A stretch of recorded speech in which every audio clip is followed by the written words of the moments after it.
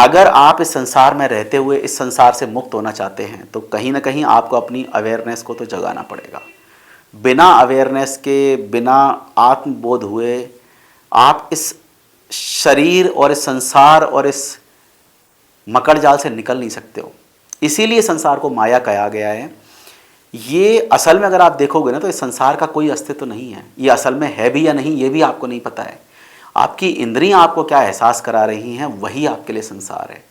मैं क्या हूं, कैसा हूं, ये आपकी समझ, आपका दिमाग आपको जो बता रहा है वही मेरी छवि है आपके मन में। तो अगर आप उन छवियों को बनाना चाहो अपने हिसाब से तो वो भी संभव है। आपको थोड़ा अपने विचारों पे, अपने मन पे काम करना पड़ेगा, आप वो भी कर सकते हो। एक ही व्यक्ति के हजारों रूप होते हैं। कोई उसको प्रेम करता है, कोई उसको घृणा करता है, कोई इससे नफरत करता है, कोई उसको बुद्धिमान समझता है, कोई उसको बेवकूफ़ समझता है, कोई उसको सुंदर समझता है, कोई उसको बदसूरत समझता है। तो सब समझ समझ का फेर है। व्यक्ति वही है, लेकिन नज़रिया सामने वाले का क्या है उसके हिसाब से उस व्यक्ति की छवि वो बनती है उसकी नज़र में। तो इसीलिए मैं कहता हूँ कि ये दुनिया वैसी नहीं है जैसी आपको लगती है। ये असल में दुनिया वैसी है जैसी आपका दिमाग आपको दिखाता है। असल में इस दुनिया का स्वरूप तो कुछ है ही नहीं है। ये सब माया है। जैसे टीवी में फिल्में आती हैं, वो सब कुछ क्या है कि आप जो देख रहे हो वो असल में वो किरदार दुनिया में कहीं नहीं है। ना किसी के साथ वो घट रहा है वैसा, ना उनके साथ वो असल में घट रहा है। वो सब कहानियाँ हैं। वो सब एक सेट पे सब लोगों ने बैठ के एक प्लान करके एक कहानी बनाई, कहानी के हिसाब से किरदार डिसाइड किए गए, फिर एक्टर्स आए, उन्होंने एक्टिंग करी और एक मूवी बनाई। लेकिन कई बार हम इतने अटैच्ड हो जाते हैं उन फिल्मों में, उन छायाचित्रों में कि हमें लगता है कि ये रियलिटी है। और कई बार लोग रोने लगते हैं, कई बार लोग हंसने लगते हैं, कई बार लोग बड़े प्रफुल्लित हो जाते हैं, क्योंकि वो उसको कुछ समय के लिए, कुछ अंतराल के लिए उसको सच्चाई मानने लगते हैं। तो यही संसार के साथ में है। जब तक आप इस संसार में हो, अगर आप इसको एक साक्षी भाव से नहीं देख रहे हो और अपने आप को इस संसार में लिप्त करके आप देख रहे हो, तो यही आपकी सच्चाई है। आपके हिसाब से ये माँ बाप, बेटे बेटी, बहू, ये दोस्त, ये पड़ोसी, ये सब कुछ ही आपकी सच्चाई है, क्योंकि आप इस सब में लिप्त होकर इनको देख रहे हो। जिस समय आपके अंदर साक्षी भाव आ जाएगा उस समय आप अपने आप को इस लिप्तता से बाहर निकाल के इन सब चीज़ों का अवलोकन करना शुरू कर देंगे। उसके बाद में आप इस संसार को वैसे देखेंगे जैसे कोई तीसरा आदमी कहीं अलग होके इस सबसे देख रहा है। जैसे एक क्रिकेट मैच में या इस फुटबॉल मैच में एक रेफरी बाहर खड़ा होता है, वो उन सारी विषय वस्तुओं का, उन सारे प्लेयर्स का प्लेसमेंट, उनका काम, उनका कैसे वो खेल रहे हैं, उनको कैसे खेलना चाहिए, उनका वो आकलन करता है, उसके हिसाब से आगे की चीज़ें डिसाइड करता है। यही साक्षी भाव है। तो इस संसार से अब देखिए, जितना आप इसमें लिप्त रहेंगे उतना ज़्यादा आपको दुखों का सामना करना पड़ेगा। जितना ज़्यादा जो आदमी दुखी है ना, वो उतना ज़्यादा लिप्त है अपने कर्मों में, इस संसार में, अपने रिश्तों में। और जो व्यक्ति जितना आपको सुखी दिखता है ना, वो उतना कम लिप्त है संसार में, इन रिश्तों में, इन प्रपंचों में। तो आपकी संलिप्तता कितनी है, यही आपके दुखों का सबसे बड़ा कारण है। क्योंकि ये जो घटनाएं हो रही हैं ना, ये घटनाएं सिर्फ आपके साथ नहीं हो रही हैं, ये घटनाएं सबके साथ हो रही हैं। यहाँ पे देखना ये होता है कि ये जो घटनाएं हो रही हैं, क्या आप इनको कंट्रोल कर सकते हो? नहीं कर सकते हो। जो प्रारब्ध में आ रहा है, जो संसार में घट रहा है, वो आपके कंट्रोल में नहीं है। आपके कंट्रोल में तो सिर्फ आपके एक्शंस हैं। आप कैसे सोचते हो, आप इसको थोड़ा बहुत कंट्रोल कर सकते हो। आप कैसे रिएक्ट करते हो, आप इसको थोड़ा बहुत कंट्रोल कर सकते हो। लेकिन अगर आप ये सोचो कि सामने से अगर कुछ हो रहा है, ये मौसम चेंज हो रहा है, गर्मी आ रही है, सर्दी आ रही है, रात हो रही है, कहीं कोई एक्टिविटी हो रही है, कहीं से कोई ट्रक आ रहा है, कहीं से कोई बस जा रही है, कहीं से कोई आदमी हंस रहा है, कोई रो रहा है, आप किसी को कंट्रोल नहीं कर सकते हो। तो जब आप किसी को कंट्रोल ही नहीं कर सकते हो, तो आपको नहीं लगता है कि इस सब के लिए व्यर्थ में रोना, आंसू बहाना और अपने आप में खींचना, रोना, चीखना, चिल्लाना, ये कहीं भी लाभप्रद है या कहीं से भी ये तर्कसंगत है? ये सब बेवकूफ़ी है। हाय मेरा पैसा लुट गया, हाय मेरी बीवी मर गई, हाय मैं बर्बाद हो गया, ये क्या है? सब बेवकूफ़ी है। क्योंकि प्रारब्ध में जो घट रहा है ना, उसका आप कुछ नहीं कर सकते हो। आपने शेयर मार्केट में 5 करोड़ लगाया था, वो घट के आपका 3 करोड़ रह गया, आप क्या कर सकते हो? आपको थोड़ी पता था कि मार्केट क्रैश हो जाएगी। आपने अपने बेटे की शादी करी, तीसरे दिन आपकी बहू चली गई घर छोड़ के। आपको थोड़ी पता था, आपको पता होता तो आप थोड़ी 15 लाख रुपए उसकी शादी में खर्च करते या 20 लाख उसकी शादी में खर्च करते। हमें प्रारब्ध का पता नहीं है, हमें पता नहीं है कल क्या होगा। हम सिर्फ अजम्पशन के आधार पर सारी चीज़ें कर रहे हैं, हम सिर्फ अजम्पशन के लिए लड़ रहे हैं, उसके लिए काम कर रहे हैं। और जब हमारे अजम्पशंस पूरे नहीं होते हैं, उसके विपरीत कुछ रिजल्ट आते हैं, तो हम दुखी हो जाते हैं।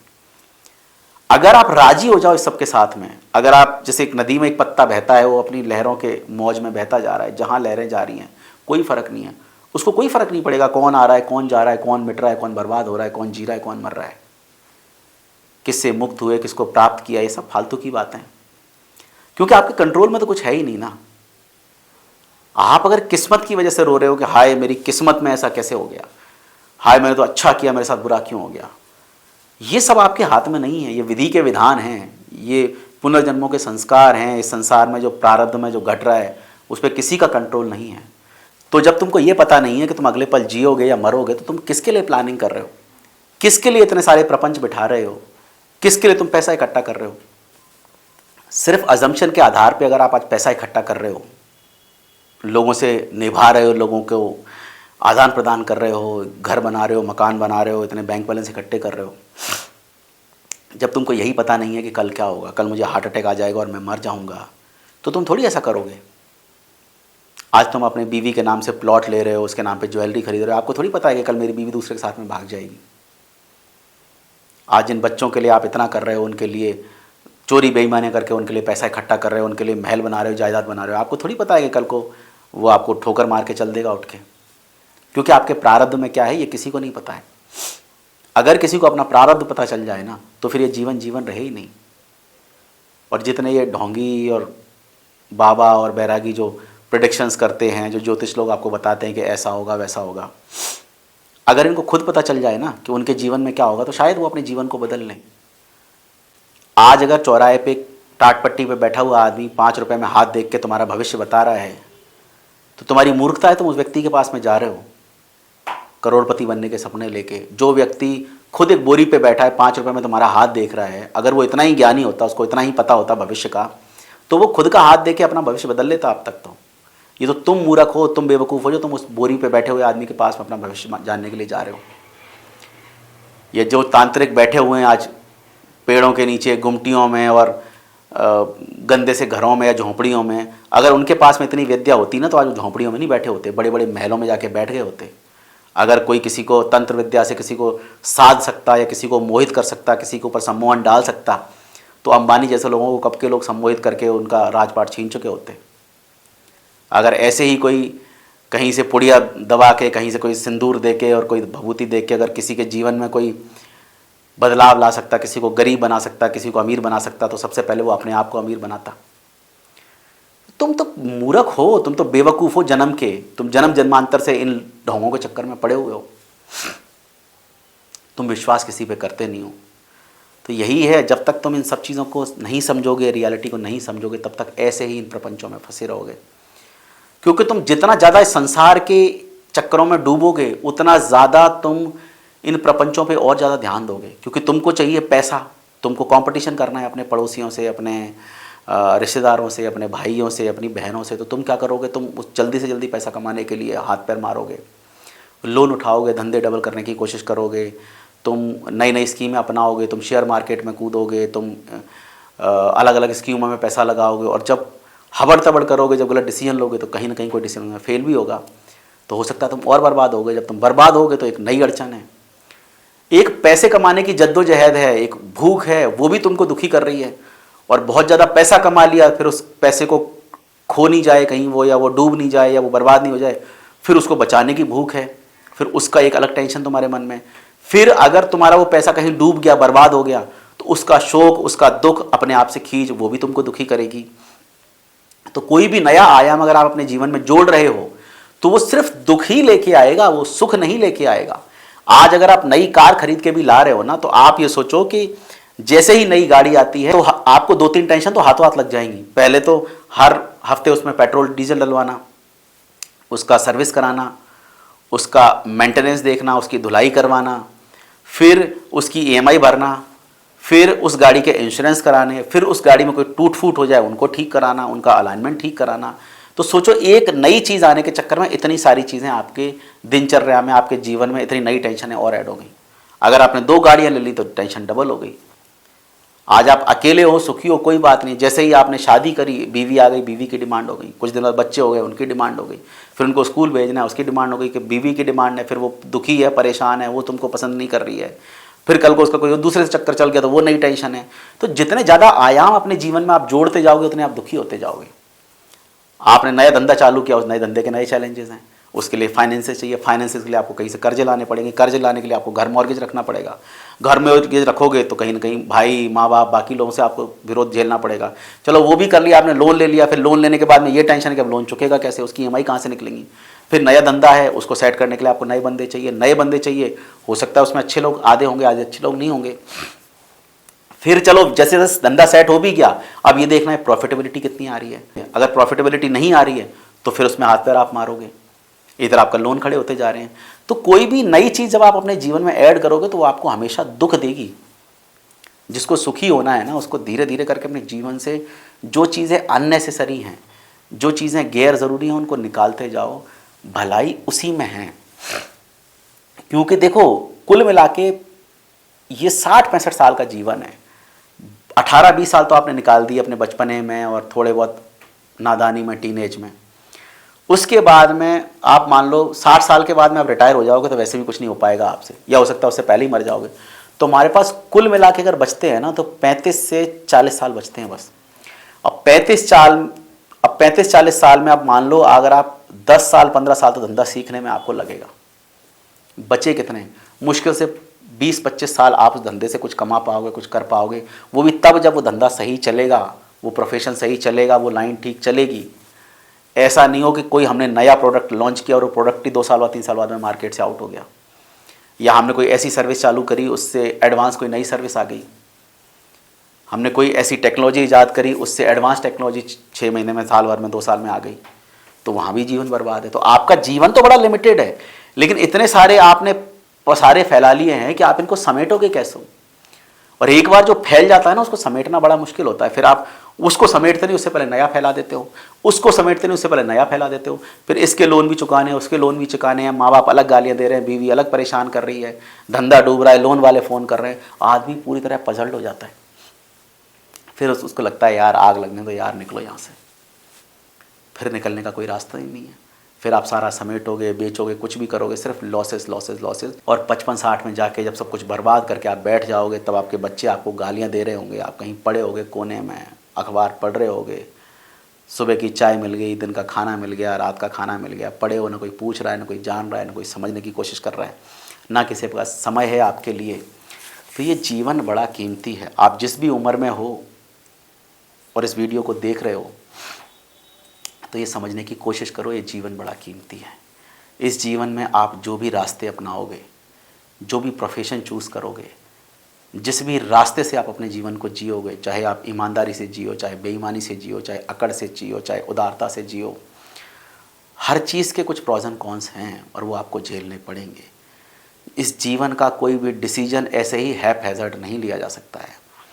ना किसी को इतना अधिकार दो कि कोई तुम्हारे डिसीजन ले ले, चाहे तुम्हारे माँ बाप हो, चाहे तुम्हारे हस्बैंड हो, चाहे तुम्हारी वाइफ हो, चाहे कोई भी हो। किसी को इतना अधिकार मत दो कि तुम्हारे जीवन के वो डिसीजन ले सके।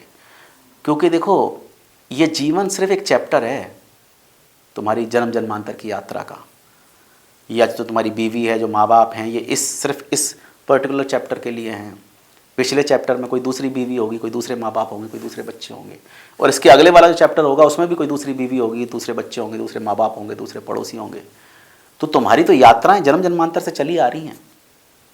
और तुम्हारा जन्म हुआ है इसीलिए कि तुम इन यात्राओं के फेर से निकलो। और बड़ी मुश्किल से ये इंसान का जन्म मिलता है। यही एक ऐसा जीवन है जो आपको इन 84 के फेर से निकाल सकता है। यही एक ऐसा जीवन है जिसमें आप मोक्ष प्राप्त कर सकते हो इस इंसान के जीवन से, और इन जन्म जन्मांतर के चक्करों से छूट सकते हो। तो ये जीवन बड़ा कीमती है। इस जीवन में कुछ भी प्राप्त करने के लिए, देखिए, चाहे आपकी इंद्रियां हैं, चाहे आपके व्यसन हैं, चाहे आपका शरीर है, आपका मन है, आपके आसक्तियां हैं, ये सब चीज़ें कहीं ना कहीं ये आपकी सच्चाई है और आप इनसे निकल नहीं सकते हो। तो आपको इनसे निकलने के लिए भी पहले इनको रियलाइज़ करना पड़ेगा, इनको समझना पड़ेगा, जानना पड़ेगा कि इनका प्रभाव तुम्हारे जीवन पे कैसा है, कैसे ये तुमको अफेक्ट कर रही हैं। जब तक तुम इनको समझोगे नहीं, जानोगे नहीं, तब तक तुम इस 84 के चक्कर से मुक्त नहीं हो सकते हो। तो समझो ये जीवन बड़ा कीमती है। ये कितने तुमने जतन करे हुए होंगे, यानी कितनी तुम योनियों में भटके होगे, तब जाके तुमको ये इंसान का जीवन मिला है। और उस इंसान के जीवन को पाने के बाद में भी अगर हम आज इस बात से दुखी हैं कि हमारे पड़ोसी के यहाँ नई कार आ गई और हमारे यहाँ छोटी कार है, हम इस बात से दुखी हैं कि मेरी नौकरी छूट गई, अब क्या होगा, हम अगर इस बात से दुखी हैं कि मेरा बच्चा बिगड़ रहा है, अब क्या होगा, हम इस बात से दुखी हैं कि मेरी बीवी का किसी दूसरे से चक्कर है, अब क्या होगा, जब तक ये अब क्या होगा लगा रहेगा ना, तब तक इस जीवन से आप कुछ प्राप्त नहीं कर सकते हो। ये एक बहुत बड़ी अपॉर्चुनिटी है। कितने अंतराल के बाद में ये अपॉर्चुनिटी आपको मिली होगी। उस अपॉर्चुनिटी को आप भुनाने की जगह, उससे कुछ पाने की जगह, उसको ऐसे ही व्यर्थ कर रहे हैं। बस पैसे की होड़ में, फालतू की प्रतिष्ठा की होड़ में, अहंकार की होड़ में मर रहे हैं, कट रहे हैं। परिवार दुखी हैं, बाप बेटे से बात नहीं कर रहा है, बेटा बाप से बात नहीं कर रहा है, हस्बैंड वाइफ कोर्ट में एक दूसरे की कॉलर खींच रहे हैं, बच्चों के लिए तुम्हारे पास समय नहीं है, ऑफिस में तुम्हारी खींचतान चल रही है। तो किसके लिए कर रहे हो और इससे हासिल क्या होना है? मैं नहीं कहता हूँ कि उदासीन जीवन जी लो, सब छोड़ दो और कहीं कोने में पड़े रहो, नहीं। मैं कहता हूँ समझो। देखिए, जब आपको खेल समझ में आ जाए ना इस माया जाल का, फिर आप जो खेल खेलोगे ना वो खेल बड़ा शानदार होगा। तो ज़रूरी है कि आप इस खेल को समझ जाओ। बस जब आप समझ जाओगे ना, फिर ये सुख दुख, ये टेंशन, ये डिप्रेशन आपको फिर छू भी नहीं पाएगा। और देखिए, ये हमारी भूल है कि हम जो कर रहे हैं, जैसे जी रहे हैं, वही हमारी सच्चाई है और उसके बिना कोई दूसरा रास्ता नहीं है। हजारों रास्ते हैं इस दुनिया में, चाहे पैसे कमाने के हों, चाहे जीने के हों, चाहे सुख के हों, चाहे दुख के हों, हजारों रास्ते हैं। लेकिन आपने जिस रास्ते को पकड़ा हुआ है ना, आपको ये डर है कि कहीं ये रास्ता छूट नहीं जाए। और जब तक आप एक रास्ते को छोड़ोगे नहीं, तब तक दूसरा रास्ता कहाँ से पढ़ोगे। और अगर आप एक जगह से निकलोगे नहीं तो दूसरी जगह कहाँ से पहुँचोगे। कहीं पहुँचने के लिए आपको कहीं से निकलना तो पड़ेगा ना। तो सब चीज़ को तिरोहित कर दो, जो जीवन में जो भी आपने फालतू की टेंशन है, फालतू के अहंकार पाले हुए हैं।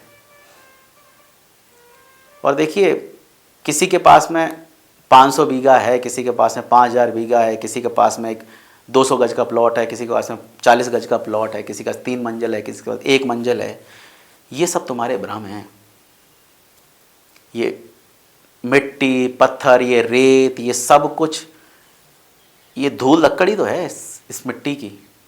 इस धूल धक्कड़ को थोड़ा पानी मिला दिया, थोड़ा उसमें सेपरेट कर लिया, एक नया तत्व बना के आपने उससे घर बना लिया, तो आपको क्या लग रहा है कि ये कुछ आपने स्पेशल काम कर दिया है? ये धूल थी, धूल को आपने इकट्ठा करा है बस। ये धूल एक दिन फिर धूल में शामिल हो जाएगी। ना तो ये 500 बीघा तुम्हारी है, ना 5000 बीघा तुम्हारी है, ना ये 30-40 गज का प्लॉट तुम्हारा है। ये सब कुछ क्या है? ये धूल मिट्टी तो है। यहीं तुम छोड़ जाओगे। ये पट्टे, रजिस्ट्रियाँ, तुमको क्या लग रहा है कि थोड़ी अगले जन्म में तुम पैदा होगे तो फिर से तुमको मिल जाएगा, साहब पिछले जन्म में इनके पास में 500 बीघा थी तो इनको 300 बीघा दे दी जाए, 200 बीघा काट लो, इनका ये हर्जाना लगता है। ऐसा थोड़ी है। हर बार नई यात्रा नए सिरे से शुरू होगी। कभी भिखारी के घर में पैदा होगे तो कभी राजा के घर में पैदा होगे, तो कभी किसी चोर के घर में पैदा होगे, तो कभी किसी पंडित के घर में पैदा होगे। ये जन्म जन्मांतर की यात्राएं चलती रहेंगी। तो तुम इस जन्म में अगर कुछ इकट्ठा कर भी लोगे तो ये कोई तुम्हारा ऐसा नहीं है कि तुमने संचित कर लिया है तो अगले जन्म में ये काम आएगा। तुमको सब कुछ यहीं छोड़ के जाना है। बड़ा छोटा सा बात है और सालों से हर बाबा, हर सन्यासी, हर साधु यही कहता है कि ये सब यहीं रह जाना है, कुछ भी तुम्हारे साथ जाना ही नहीं है। तुम किस लिए इकट्ठा कर रहे हो? तुम्हारे हस्बैंड बीवी के झगड़े हैं ना, छोड़ दो साला, अलग रह लो। तुम्हारे बाप से नहीं बन रही है, अलग रह लो। तुमसे धंधा नहीं समझ में आ रहा है, छोड़ दो, कोई बात नहीं है। अगर तुमको संसार समझ में नहीं आ रहा है, उठाओ कमंडल, निकल जाओ, कोई बात नहीं है। अगर तुम कमंडल पकड़े बैठे हो और तुमको उसमें रास नहीं आ रहा है, सब छोड़ के वापस से संसार में आ जाओ, घर बसा लो, बीवी बच्चे सब कुछ वापस से पकड़ लो, कोई दिक्कत नहीं है। लेकिन इस संसार में इस समय को व्यर्थ मत करो उन चीज़ों में जिनमें तुमको कुछ रस नहीं मिल रहा है, जिनमें तुम कुछ प्राप्त नहीं कर पा रहे हो। तो जो भी आपको मिले हैं 30 साल, 25 साल अपने जीवन के, जिनमें आप कुछ कर सकते हो, जहाँ पे डिसीजन आप ले सकते हो, देखिए बहुत से डिसीजन जो हमारे हाथ में नहीं होते हैं। हम कहाँ पैदा होंगे ये हमारे हाथ में नहीं है, हमारे माँ बाप कौन होंगे ये हमारे हाथ में नहीं है, हमारा शरीर कैसा होगा, हमारा रंग कैसा होगा ये हमारे हाथ में नहीं है, हमें कोई बीमारियाँ होंगी नहीं होंगी, हमारे हाथ पैर सलामत होंगे हमारे हाथ में नहीं है पैदा होते समय पे। लेकिन कुछ फैसले ऐसे हैं जो आपके हाथ में होते हैं, जैसे कि आप शादी किससे करोगे वो फैसला आप कहीं ना कहीं ले सकते हो, क्या पढ़ोगे, क्या करियर पकड़ोगे वो आप फैसला ले सकते हो, कहाँ आप रहोगे वो फैसला आप ले सकते हो, किससे दोस्ती करोगे वो फैसला आप ले सकते हो। तो बहुत सारी चीज़ें हैं जो आपके हाथ में जिनके फैसले हैं, तो जिनके फैसले आप ले सकते हो उनके फैसले लेने का अधिकार किसी को मत दो। और जब आप देखिए, मैं कहता हूँ ऐसे मत जियो जैसे आप अंधेरे में बस दौड़ते जा रहे हो, आपको पता ही नहीं है कहाँ जा रहे हो। एटलीस्ट जहाँ जा रहे हो वहाँ के रास्ते की समझ तो लो थोड़ी सी। इस जीवन में जो तुमसे छूट रहा है या जिसका तुम दुख मना रहे हो, समझो तो कि क्या सच में तुमको उसकी ज़रूरत थी, क्या तुम उसी के लिए बने हो, या ये सब फालतू के फेर हैं, ये सब फालतू के प्रपंच हैं तुमको यहाँ फंसा के रखने के लिए। तुम समझने की कोशिश तो करो कि जो पति मुझे रोज़ मार रहा है, पीट रहा है, रोज़ शराब पी के मेरे साथ में अभद्रता कर रहा है, मैं 10 साल से इसको झेल रही हूँ, क्या सच में ज़रूरी है ये रोज़ की मारपीट और ये सब झेलना? मैं निकल क्यों नहीं सकती हूँ इससे? समझो, जिस जगह मैं नौकरी कर रहा हूँ रोज़ मुझे ह्यूमिलेशन हो रही है, रोज़ मेरा बॉस मुझे गालियाँ दे रहा है, रोज़ मेरी बेइज्जती हो रही है, क्या ज़रूरी है ये नौकरी उतनी? क्या मैं इसे छोड़ सकता हूँ? आज मेरे घर में रोज़ की हस्बैंड वाइफ की चिक चिक है, क्या इतना ज़रूरी है उसी इंसान के साथ में रहना? क्या इतना ज़रूरी है सामने दुनिया के सामने ये दिखाना कि नहीं साहब हमारी आज शादी तो बहुत अच्छी चल रही है? क्या इतना ज़रूरी है दुनिया के सामने दिखाना कि हमारी शादी तो बहुत अच्छी चल रही है, हम तो परफेक्ट कपल हैं? इंस्टाग्राम पे, यूट्यूब पे, इंस्टाग्राम पे, फेसबुक पे अच्छे अच्छे फ़ोटो डाल के दिखाना कि देखो हम कितने एक दूसरे को प्यार करते हैं, देखो हम एक दूसरे का कितना ख्याल रखते हैं।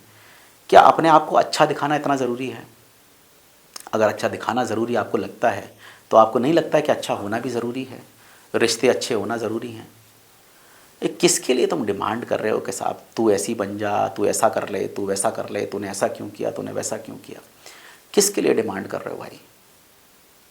क्या इतना ज़रूरी है ये?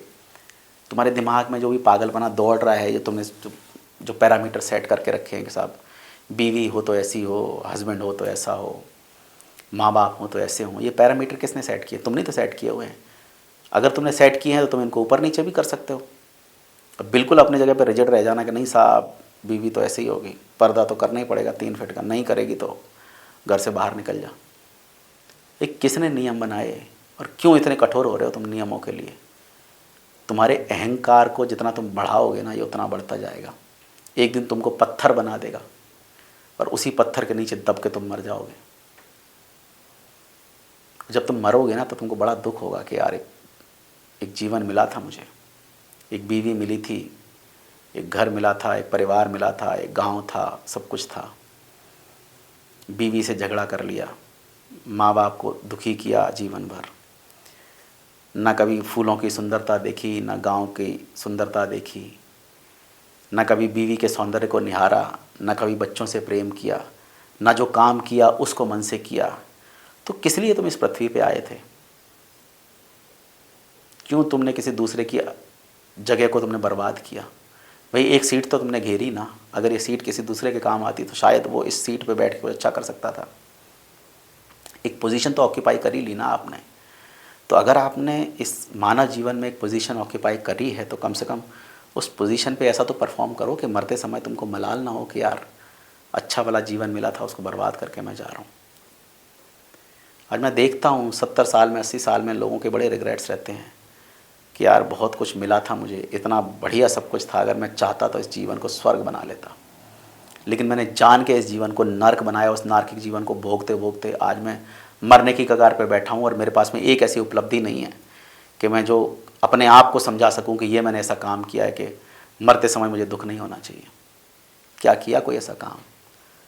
ठीक है, जो 80 साल में वो नहीं समझे और आज अगर वो समझ रहे हैं तो कुछ कर नहीं सकते उसके लिए। अगर आप 35 साल में, 40 साल में, 25 साल में समझ सकते हो कि ये जीवन बड़ा कीमती है, हर डिसीजन आपके इस जीवन की जो यात्रा है ये 60-65 साल की, उसको किस तरह से अफेक्ट करेगा, किस तरह से आप जाते समय पे अपने आप पे गर्व कर सकोगे, या अपने आप से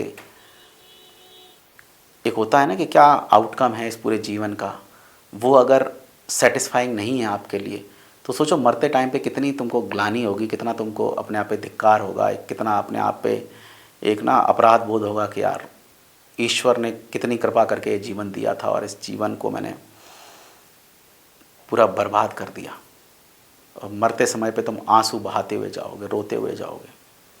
तुमको ये थोड़ी याद आएगा कि मैंने मेरे पड़ोसी को उस दिन ऐसा सबक सिखाया था, साले को धूल चटा दी। मेरी बीवी को मैंने उसकी औकात दिखा दी, साले को कोर्ट में मैंने पकड़ के बाल पकड़ के खींच के लाया।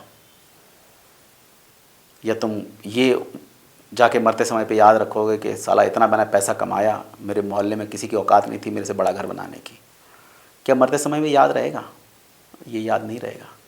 मरते समय पे बस ये याद रहेगा कि मैंने किस गरीब की कभी मदद करी, कभी किसी को मैंने प्यासे को पानी पिलाया, कभी किसी मजबूर को मैंने उसके बुरे समय में मदद करी, कभी मैंने किसी ऐसे व्यक्ति की मदद करी जिसे मैं जानता नहीं था और मैंने पलट के उससे पूछा भी नहीं कि भाई क्या हुआ, कैसा हुआ।